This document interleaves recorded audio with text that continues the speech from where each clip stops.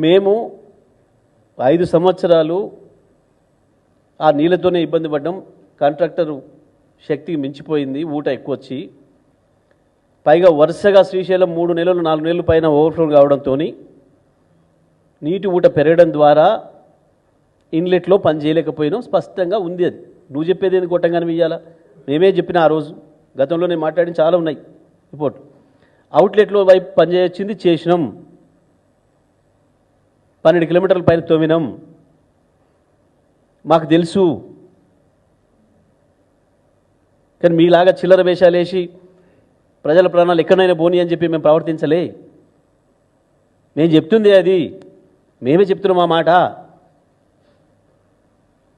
పరిస్థితులు అనుకూలించలేదు, చేయలేకపోయినామనే మాట. మీకు సోయలేదు కాబట్టి, ప్రజల ప్రాణాల పట్ల మీకు లెక్కలేదు కాబట్టి దుర్మార్గం చేశారు మీరు.